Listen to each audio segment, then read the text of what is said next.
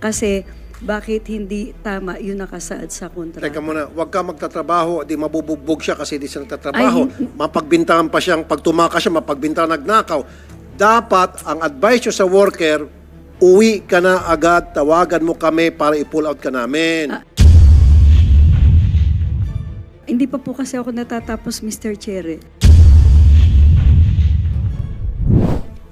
May idudugtong lang po ako, Yes, ma'am. Your Honor. Yes, ma'am. Malaki po ang responsibilidad, not only the clinic, but also the agencies. Dahil pagdating po ng dun sa host countries, the workers had to undergo also the medical checkup. Pag bumagsak po yung worker, automatic po yon pauuwiin. At sagot po yon ng agency at saka ng clinic. Kaya kami pong mga agencies, hindi po namin isusugal yung magpapaalis po na hindi po fit to work. Dahil requirement po ng host country na pagdating ay mag-undergo po ng medical check-up. And who does the medical check-up upon arrival ng ating worker? Yun pong, meron pong mga private, meron pong government. Like sa Singapore po, dinadala po nila. No, forget about Singapore. Singapore's doing good. Excellent. Wala tayong problema sa Singapore. Huwag natin idamay Singapore. Hindi, yung Dito sa kung Saudi, saan. dahil talamak yung violation. Yung sa Saudi po, Yes. wala ho akong deployment sa Saudi Arabia. O kaya nga, you're talking about something that you don't know. Hindi po, kasi no, po, kasi yung binibigyan mo example, Singapore. Ang gusto ko Saudi kasi ito yung madalas na may violation. Yes, Ma'am Sermonia. Kaya, thank you, Mr. Chair. So, ganito po ang katotohanan sa mga medical. So, si worker po, magme-medical yan, magkakaroon po ng result. First po, magkakaroon niya ng pending for medication. So, ititreat po yun. I-issuehan po ng referral ng kasi po itong mga medical clinics po for Middle East, yung GCC countries, yung Gulf Corporate Councils, there are 6 countries. So pagka po, hindi po one shot na fit to work yan, magkakaroon po ng pending. Pagka po nagkaroon ng pending, i-refer po yan sa ibang specialist. Then yun pong specialist ang magdi-determine po kung fit siya or hindi. Then there are some cases din po na napepending na magkakaroon po siya ng medication. For example po, nagkakaroon po siya ng yung sa x-ray niya na meron siyang infection because may flu. So mag-undergo po yan ng treatment. For example, 1 week to 2 weeks, 3 weeks to 1 month. So, No, ma'am. Okay, napapahama tayo. Ang gusto kong malaman, kasi sabi ni Ma'am Bracero, kung kapareho din ba kasi nang ginagawa sa Singapore, sa Saudi, ganun din ba na pagdating nung worker, pinapa-medical pa rin? po, Mr. Chair, opo, kasi po, Okay, sige. Sino pong nag-medical? pagdating po dun sa bansa na, How many dun po days siya- after? meron pong 1 week or 2 weeks dun po sa government hospital. Kasi po, pag po sila na fit to work, that is the time na may apply ni employer si worker ng kanyang residence permit. Yung pong tinatawag nila na Bataka Madaniya. So, kailangan po, meron pong ganoon si worker. Sorry, okay. So, pagdating niya sa Saudi, merong sa kanya, mag-check? Opo, kailangan pong idala ng employer si worker kasi may Sa isang government hospital sa Saudi or a clinic na accredited? at dun lang po sa government hospital kasi po yun po ang requirement ng Okay, sige, sa government hospital. So, what happens if pag-check ng government hospital sa Saudi na not fit to work yung worker? immediately po repatriation. Hindi po pwedeng mag-stay si worker doon. Kaya po kami mga recruitment agencies na fit to work na po dito. There are instances na nagiging unfit siya doon. Yun po, no way na makapag-work. Immediately po repatriation. Yun na po yung nire-report namin So ano sa nangyari na sa atin fit to work, pagdating sa Saudi 2 weeks later not fit to work? So tama yung mga sinabi man ni Jocelyn na pinipit to work dito, pagdating sa Saudi government hospital ang nag-check ng Saudi, lumitaw na not fit to work. So sa kasong ganon, anong nangyari sa agency? So pagka ganun po, kami po yung responsible dun sa repatriation. Macha-charge po kami dun. So in that case, DMW or OWA, so anong ginagawa? Na ito na nga, lumitaw na, tama na yung sinasabi ng ating mga resource personnel, particularly si Ma'am Jocelyn. Pinit to work ng agency natin dito. Malino na dinoktor yung health certificate. Dahil pagdating ng Saudi, government hospital ng Saudi ang nagdeklara na not fit to work after 2 weeks. ipailalim sa medical exam yung worker. Ano pong nangyari dyan? Meron ba tayong monitoring na kapag yung na-flag down ng Saudi government health facilities na not fit to work yung ating mga worker, at ilan? Meron ba tayong bilang, statistics? Mr. Chair, napaka-importante po nun, ano? Kasi pagka unfit to work sa Saudi, for example, tapos fit to work na pinaalis, unang-una pong magre-reklamo dyan yung OFW natin. Dahil unang-una, bakit natin siya pinayagang umalis, tapos pagdating doon, hindi siya pala pwede magtrabaho. So, magre-reklamo po yan at magfa-file ng RB for the unexpired portion ng 2 years mismo. Kung 2 taon pa lang, hindi pa siya nakakapagtrabaho. Sasampahan po niya ng kaso ang ahensya, pati po yung employer. At dyan po, hinihir po natin. Napaka-importante po yung ganyan. Kasi recruitment violation po yun. Ang tanong ko, ilan na ba mga insidente na na-encounter ninyo na kung saan dito sa Pilipinas, the workers been declared as fit to work, tapos pero pagdating ng Saudi, dineklara siya na not fit to work. Ilan po yung mga kaso meron tayong gano'n? Mangilan-ngilan po, pwede ko pong ibigay ang datos po, Mr. Chair, at hihingin ko po yung datos natin kung ilan po yung ating isinampahan ng kaso na. Okay, so doon sa mangilan-ngilan, ano pong ginawa natin doon sa agency? Una po, didinig po natin yung kaso. Tinignan po natin kung totoong may mali dito, no? Ang ibig sabihin, talagang dinoktor yung kanyang medical, yung pre-employment medical examination niya, yung PEME nga na tinatawag. At pag nalaman po natin na dinoktor po yun, nire-recommenda po natin kaagad na sampahan yung medical facility na gumawa po ng hindi tamang Okay, so medical far doon sa certificate. mangilan-ngilan, meron na ho ba na sampa na medical facility?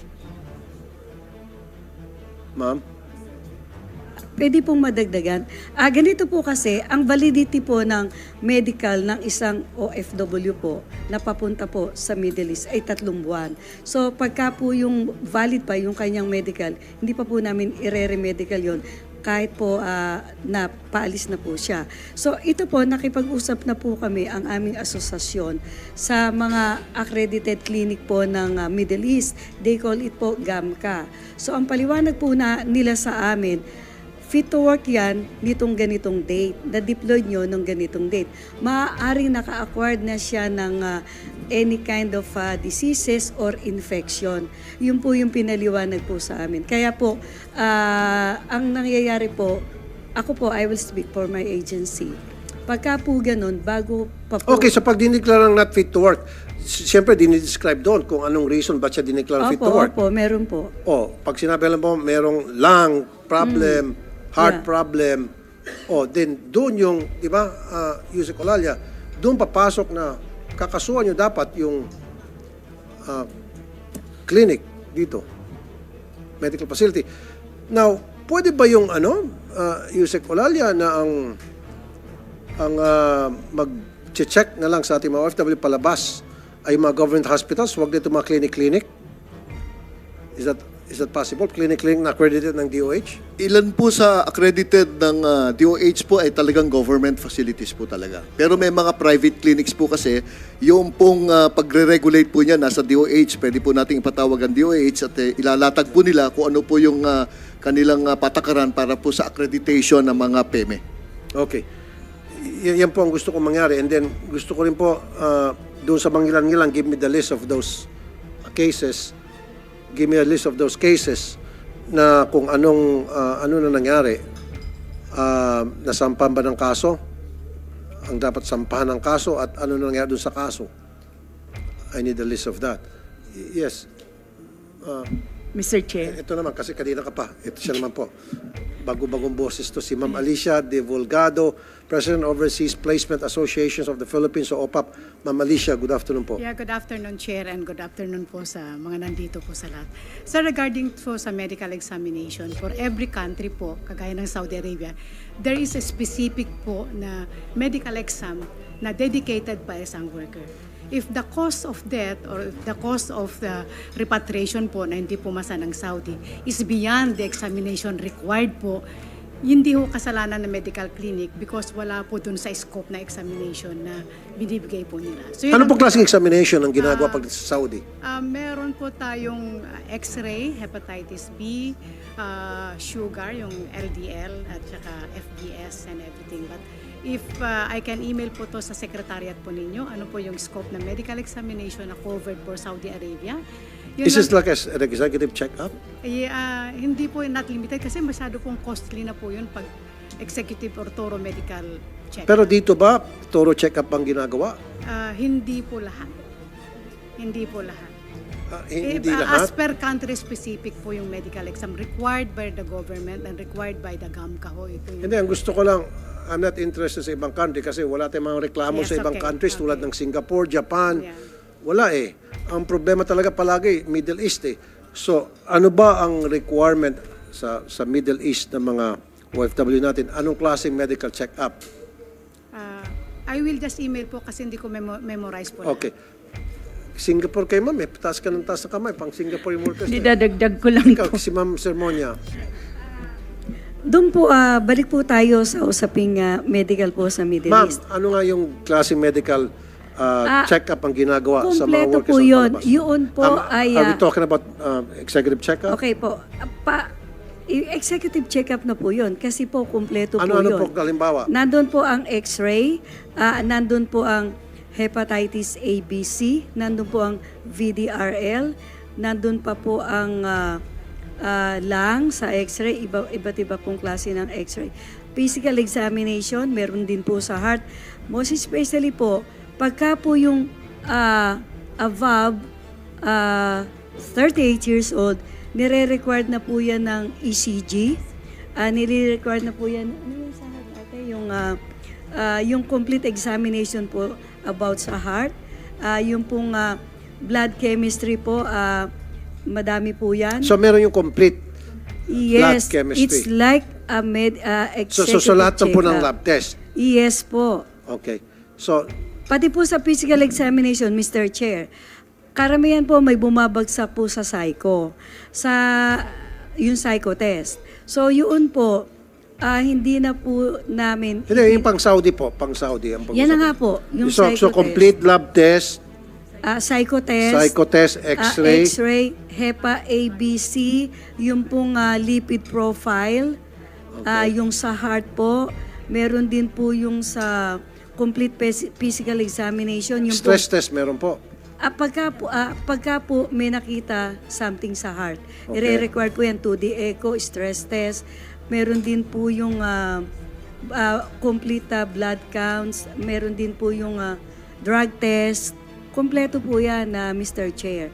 Ang nakikita po namin na ano po siguro dito, katulad po nung nakipag-usap po kami sa association po ng medical clinic. So, kung siya pumasa sa complete blood test, x-ray, hepatitis, heart, stress test, etc., parang sounds to me like an executive check-up Opo, na. pati po VDRL. So, yes, bakit pagdating ng Saudi, dinideklarang not fit to work? Mr. Chair. Meron man nadideklara not fit to work. Opo, mangilan-ngilan po yon. Kaya nga po, Kaya nga po, anong nangyari Ang sa inyong ginagawang investigasyon? ang paliwanag po sa amin ng medical clinic na inaccredit po ng GCC countries, yun po na medical fit to work. Pero dumaan na po ang ilang araw, ilang buwan, dahil 3 months po yung validity.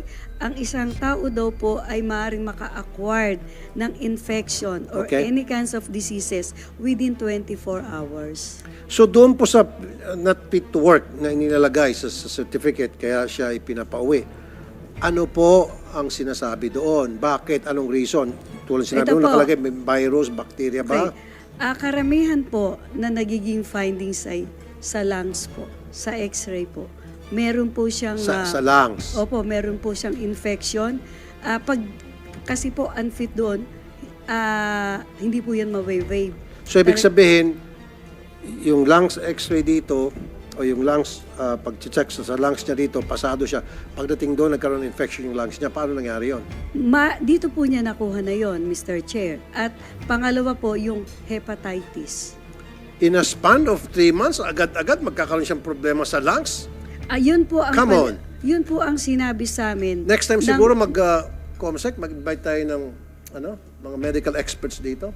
Cardiologists, yung experts yes po. sa lungs.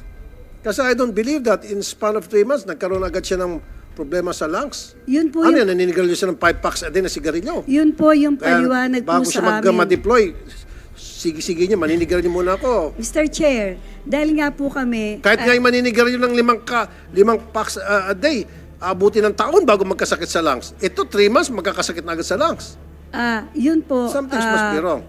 Talaga pong nakipag-usap po kami, nakipag-dialogo po kami sa accredited clinic ng Middle East. They call it GAMCA.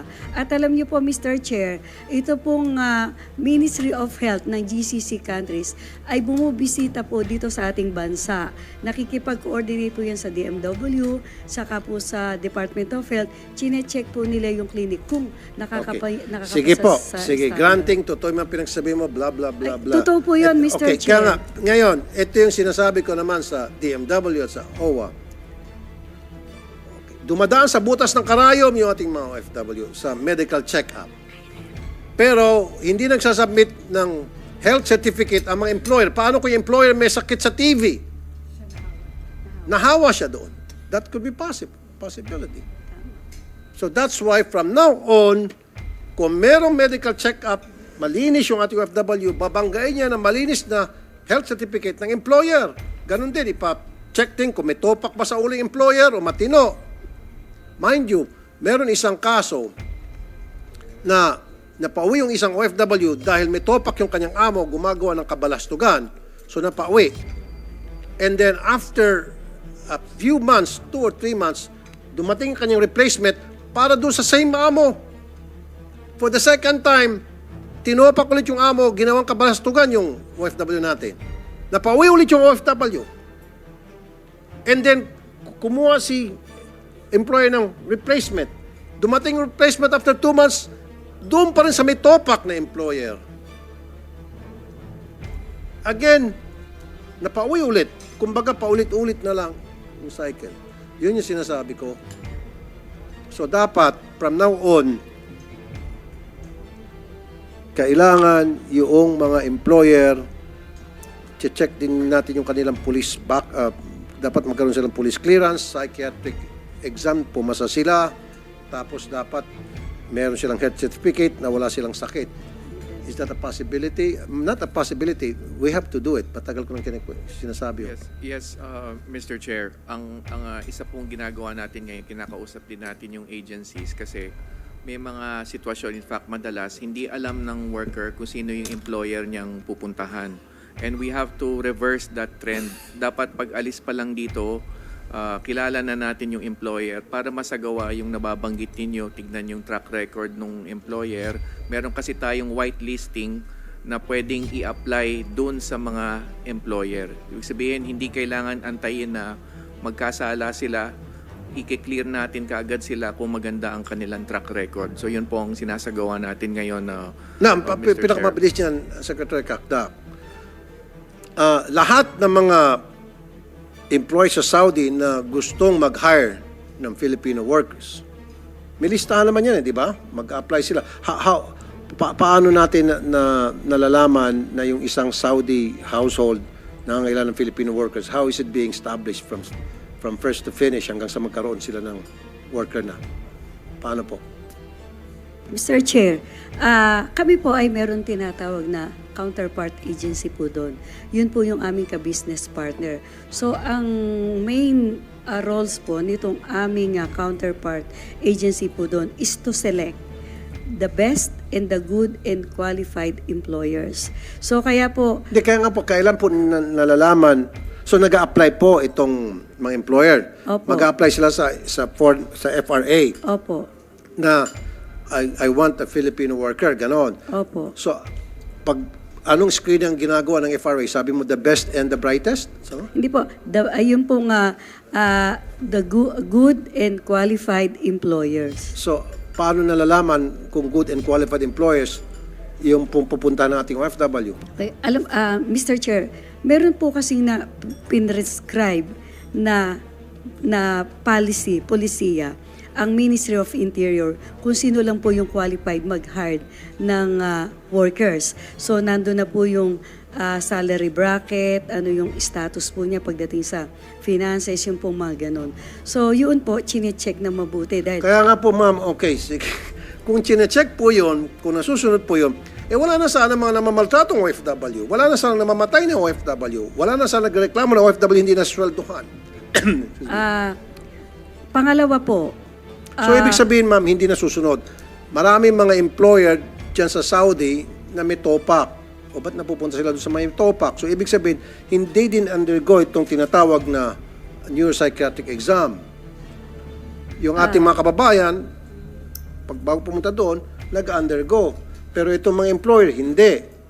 So, from now on, ang gusto ko, lahat ng employer sa Saudi, bago sila makatanggap ng worker natin, health certificate. Pangalawa, yung neuropsychiatric exam, pumasa sila. Financial, may kakayahan sila. And then number 4, meron silang police clearance. Mr. Chair, maganda po sana iyan, ano. Kaya lang po, alam po ng ating DMW, yung dating Department of Labor. Yan po ang naging dahilan bakit po binan ang HSW sa bansa po ng United Arab Emirates. Ano HSW? Household Service Worker. Kasi po, meron po silang tinatawag na Act of Privacy na hihingan po ng bank account, picture ng family. Ito po ay hindi po pinapayagan ng Sharia Court. Yung pong ganitong polisiya. Yung bank account. So how about health certificate? Yung po maganon. Ang masasabi ko lang po bilang presidente po ng Licensed Recruitment Agencies na nagdi-deploy po ng domestic service workers ay ang bawat ahensya po ay dapat po may pag-uusap sa pagpili ng qualified na employers. Kaya nga po, define qualified. Oo nga Yung po. doon na nga po papasok nyo, sabi ko na baka walang kakayahan, walang pera, kasi ang dami kong mga complaint na natatanggap po OFW, hindi na papasweldohan. Number 2, yung ating mga OFW na reklamo dahil yung kanilang amo may topak, may sira sa ulo.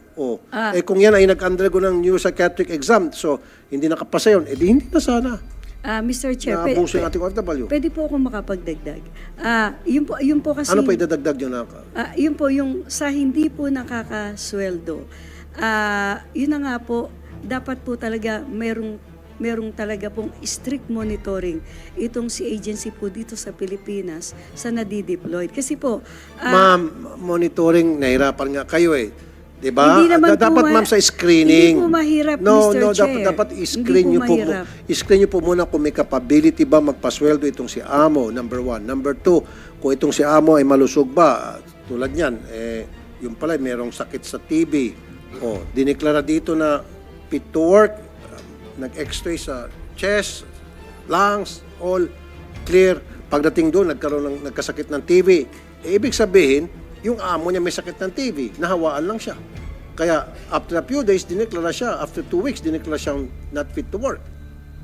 Di ba? Sabi niyo kung minsan after 2 weeks pa, paano kung malala ng TB nung yung amo? Di 2 days pa lang, kakapit na yon. So yun ang sinasabi ko. Dapat talaga, DMW, ma-implement na to, meron din screening, thorough screening sa mga employers. Mr. Senator, I think we are both on the same track kasi nga, yung sinasabi ko po kanina, ang isang malaking problema, hindi alam ng worker kung sino employer niya bago pa siya umalis ng Pilipinas. So dapat kilala na natin, makita na natin yung track record as you mentioned, yung job description ng worker dapat malinaw, yung number of household members. Kasi po, di ba, dito sa Pilipinas, malinaw kung sinong employer. Hindi susunod yung kasambahay kapag nag-uutos, hindi employer. So, dapat malinaw po kung sino yung mga kanyang employer at yung track record ng employer. We fully agree, Mr. Senator. Yan na po yung sinasagawa natin ngayon and hopefully mag-materialize na itong efforts natin in the next few weeks and months na matitinong employer ang pupuntahan ng mga kasambahay natin. That is true. In my experience, marami sa mga worker natin na nakalagay sa kontrata ang kanyang amo, mag-asawa, tapos isang anak. So, sabi ni OFW, okay, good. Pero pagdating ng Saudi, yung pala, 12, 15 tao ang kanyang alagaan. Wala sa kontrata. So, that should have been avoided kung meron kayong sinasabi mong monitoring to make sure na yung nakalagay sa kontrata ay tama at identified yung pupuntang employer days before. Hindi yung on the same day darating si worker, mabubulagan na lang siya, ang daming trabaho pala nag-aantay sa kanya. At may topak pa yung amo, may topak pa yung mga anak ng amo, etc. Yes, ma'am. Tama po yung sinasabi nyo. I fully 100% agreed. Nangyayari po yan. Meron pong mga element of surprises na ginagawa ang mga employers. Nakalagay naman po doon, nakasaad po doon sa kontrata, ilan yung aalagaan, ilan yung members of the family. Pati nga po kung may, kalimbawa, may pets, may aso, may pusa nakalagay. Yun po ay totoo pong nangyayari na ito po, sasabihin, ang dineclare ni employer 2, pagdating pala doon, 4. Tapos i-declare niya, ganito lang yung sukat ng kanyang bahay. Nung pala, may 3 floor, may 3 palapag. Yun po, ang briefing po namin sa aplikante, ito yung nakalagay sa kontrata mo. Anything na ma-violate dito, huwag kang magtatrabaho. Kasi, bakit hindi tama yung nakasaad sa kontrata? Teka muna, huwag ka magtatrabaho, di mabubugbog siya kasi di siya nagtatrabaho. Mapagbintangan pa siyang, pag tumakas siya, mapagbintangan nagnakaw.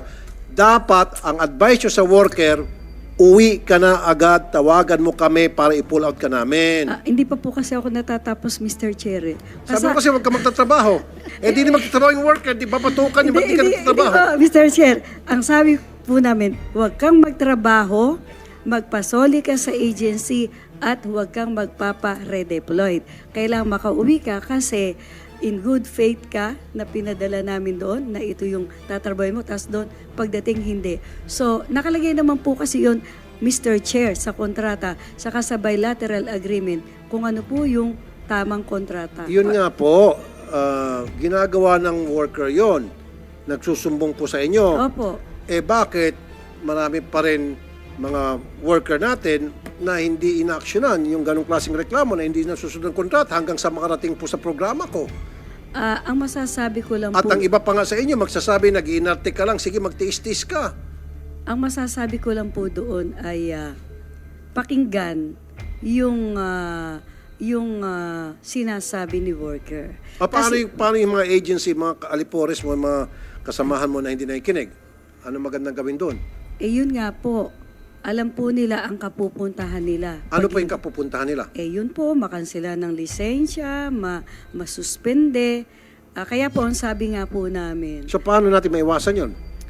kaya nga po, ang sabi namin, pag nagsabi si worker, kasi ang worker po, pag kaya niya magtrabaho ng 2 years, Hindi, paano natin anong kailangan natin gawin para itong mga agency rin po kayo, no? opo, Yung mga katulad mo, kabaro mo ng mga agency na kapag nag-complain ng worker, kailangan sila umaksyon. How can we make them oblige?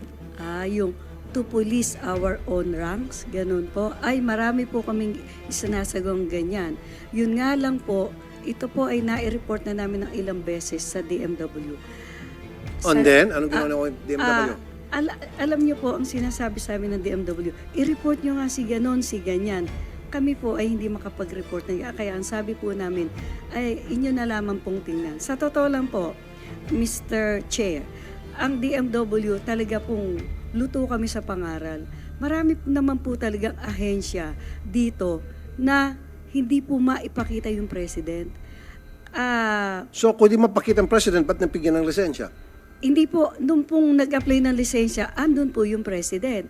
Pero ngayon po nag-ooperate na, hindi na po Okay. makita Ma'am, sa meeting si president. kaya- Mga representatives na lang Kaya, po ma'am, yung isang tanong, ulitin pinapadala. ko.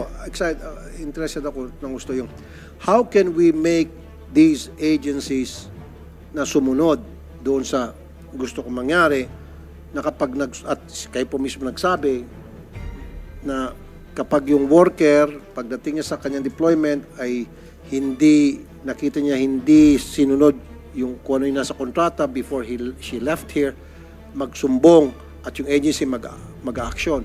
Paano natin maobliga yung agency na makapag-action? Kasi marami sa mga agency hindi uma-action. Kaya, Nagbibingi-bingihan lang. kaya po sila ay nasususpende, nakakansilahan po ng lisensya. Napaka-stricto po ng rules ng DMW. Yun po ay Kaya nga po, marami na suspindi, pinag-usapan natin mortal kanina. sin po yun. Mortal sin. Opo. Okay. Sige. Sabihin natin, mortal sin, sige, nasususpindi. Kaso po, nangyayari pa rin paulit-ulit. So para sa kanila, yung suspension, baliwala yun. Kasi nga mag-a-apply lang sila ng para ma-lift yung kanilang suspension at malilift yung later on. O dili kaya pag nakansila yung kanilang license, mag-open sila ng panibagong agency using a different name and then the same people running it. Didiretso na kita. Ano kaya kung mumultahan at ikulong yung mga katulad ng kabaro ninyo na hindi nga sumusunod? Okay ba sa'yo na makulong ka? Kung ano po yung nararapat, kami po Payag ay ka. kami po ay susuporta sa inyo. Good. So gawa tayo ng batas. So okay sa'yo, susuporta ka. Kung tama po yung magiging batas. Siyempre, gagawa kami ng batas na hindi tama. Gagawa kami ng batas para tama. At Para sa paggawa po ng batas ay maging member po kami ng technical working group Of po course. ninyo. Kaya nga pag gumagawa Salamat po, sa salamat. paggawa ng batas, nandiyan yung lahat ng stakeholders kasama para Kasi mapag-usapan, po, baka po mahima-hima yung pag batas. sinabi kong nag-a-agree ako kay Senator Tulfo, baka ako naman po'y bitayin nila. Yes, ma'am. Sige. Okay, salamat po, ma'am Lolita. Kano niyo po si General Sermonia? Pamangkin ko po. Okay, sige. Ma'am Alicia? May dadagdag ko lang po kay Secretary Cacdac. Dati po kasi sir nung mga yung domestic helper or household service workers, bago po ma-authenticate dati ng kontrata, meron tayo itong employer's information sheet. Ando doon yung pangalan ng tao, ando doon yung employer, ando doon yung pangalan ng asawa niya, nando doon kung ilan ang anak niya, pati edad, ando doon kung working yung asawa niya, nando doon po kung ilang square meters po yung bahay niya, ando doon kung ilang floors, ando doon din po kung ilang kwarto, ilang sala, ilang banyo, at kung meron na siyang katulong o wala. Kasi depending on that, pag nakikita po natin na 8 miyembro ng pamilya, isa lang ang katulong, ay hindi kakayanin na isang katulong yun, lalo pag 3 palapag po yung bahay. Just imagine. So, dati po hindi ho ina-approve ng yung office po natin doon sa Riyadh or wherever po, pag sobra-sobra na po yung miyembro ng pamilya. Nandoon po yun, kasama po sa tinatatakan po ng verified dati sa amin nung araw. Ngayon po, sana may balik po natin doon. At sana kung meron tayong screening committee na dapat hanggang dito lang ang anak. Kung hindi, dapat 2 katulong na kukuhanan. Kasi hindi kakayanin niya na isang katulong yung ganyang klase, sitwasyon ng bahay. Pangalawa po, halimbawa yung sinasabi kanina ni Senator Torpo na recycle lang po yung nangyayari. Binigyan na, bumalik, binigyan ulit, bumalik. Sana po matakal ko ng mungkahi kay D.A. Arnel pa dati na kung meron po, sir, nag-uusap tayo dyan sinasabi ko sa inyo na sana kung meron po tayong monitoring din po sa polo offices natin, lahat yung nagre-reklamo doon at valid yung reklamo nila, sana ma-blacklist natin, do I say the blacklist? Sana ma-watchlist natin yung employer na hindi na makakuha ng yung tao na yon na may red flag na kagad, uy, si Abdullah Abdul Aziz, ito yung katulong niya, 2 buwan lang. Bakit natin bibigyan ulit ng katulong ito? Pangalawa po, yung nakpapansin ko lang, recommendation ko, matagal na po. Ganun, bakit patuloy pa rin nagbabiolate yung mga alipores mo, yung mga kabaro mo? Sir, kasi hindi po nila alam. Halimbawa po, itong si FRA, kumuha dito sa agency na ito, yung employer na ito, na blacklist na siya sa FRA na to, ang dami pong FRA sa Saudi Arabia. Kung wala pong monitoring, makakalipat po siya sa ibang FRA. At itong FRA na to, iba naman ang agency niya sa Pilipinas, wala pong kaalam-alam din po yung agency, nadadamay lang po dito. So nare-recycle lang po yung problema natin. Sana po nasa polo natin kung may sistema tayo na lahat nandoon sa shelter na may mga reklamo, may mga hindi nakatapos ng kontrata, hindi binayaran ng sweldo, sana meron na rin po tayong monitoring doon na, hey, kasi kung kami po wala po kaming kakayahan, kasi kung pupunta po sa amin at galing sa ibang agency, malamang ho sa hindi po namin alam yung background ng Okay, thank you, Ma'am Alicia. Mr. Ignacio, bagong sagutin, tama nga naman yung sinasabi niya, meron siyang point, good point, na lahat ng napunta sa shelter, nire-record sila yung reason kung ba't sila napunta sa shelter, sino kanilang amo, especially kung sila ay minaltrato, iba-blacklist na yung amo na yon at never ever na sila mabigyan ng worker natin. Ang nangyari in the past, nabibigyan pa rin ulit. Yun ang sinasabi namin. Nag-agree sa akin si Ma'am Alicia kasi meron tayong experience niyan. Pinull out yung ating worker na punta sa shelter and then after a few months, nagkaroon ng kapalit itong employer, same pa rin, manggagaling sa atin. So, yun na naman mangyari, maabuso ulit, pull out. And then may kapalit, another worker na naman natin, maabuso ulit, pull out. So, how can we avoid that? Thank you, Mr. Chairman. Katulad po nung binanggit niya, Deputy Administrator pa lang ako. Ako po, pagod na pagod ang kakakausap dito sa mga ito dahil nga, ito, I hope that you, with all due respect, we have addressed a number of problems through legal remedies. But we have to remember, this is a business. Therefore, business solutions should be in place. Imagine nyo, Mr. Chair, this is we're churning out trillions of pesos. But the operations is still mom and pop. What am I trying to say? Kung ikukumpara natin sa mga malalaking kumpanya, for example, Jollibee, McDonald's, meron itong operating manual eh. So, ang nangyari po sa kanila, dahil wala silang protocol na strictly sinusunod nila, depende ngayon kung ganong kagaling yung nailalagay na tao because walang nasusunod na standard na operating manual which I have been strongly recommending. So, kung ito po, maipatutupad, marirequire yung binabanggit ni ma'am na maliliit na agencies, hindi po makakapasa. So we can, mai-streamline natin only to the very responsible, professionally run agencies at hindi ho tayo yun po yung kanyang binabanggit. Kasi kung may susulpot parang kabuti, makakapasa yan eh. Pero ang operating manual, mahirap pong mabuo kasi mga ganyang kakapal yan. And they have to pay. They have to pay. Mahal yun. So if that will be required, only the capable agencies, the professionally run agencies will survive. Doon po nang gagaling, katulad doon sa kanila, kaya nangyaring ganun, wala kasi silang malinaw na hindi nga ho kami tinawagan eh. Kaya ako tanong sa kanila, bakit hindi nyo kami tinawagan? We could have been ready Mr. there. Ignacio, Thank you. okay. Sige, maganda yung point mo.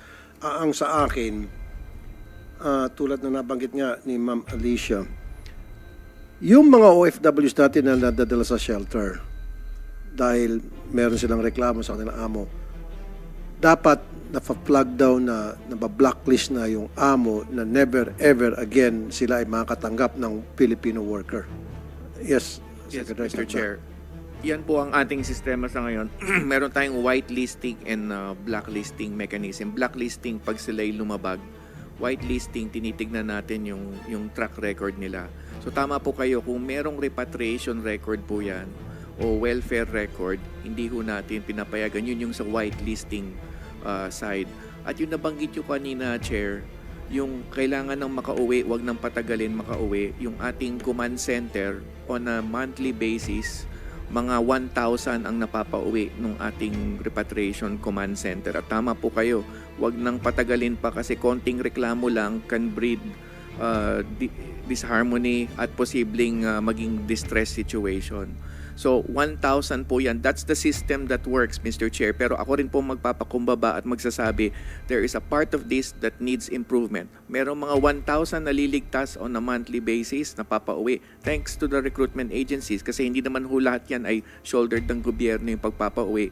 Napapauwi rin ng mga nare-regulate. Pero kailangan lang ho natin dagdagan at palakasin talaga ang sistema para masalo yung mga falling through the system. Thank you, Secretary Kaktak. Ang sa akin din, Secretary Kaktak, dapat magiging stricto rin tayo sa monitoring. Sabi mo nga na yung mga employer na nilayasan ng ating mga OFW dahil nga sa hindi maganda pagtrato sa kanila, mabablocklist yun at hindi na makakatanggap na worker natin.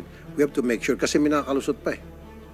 Meron nakakalusot but we will tighten the system. Tatlo po ang wina-whitelist, blacklist natin. The Philippine agency, the FRA, and the employer. So we vow to improve our system. We humbly seek time on this. It will be sooner than later, Mr. Chair. Thank you, Secretary Kaktak.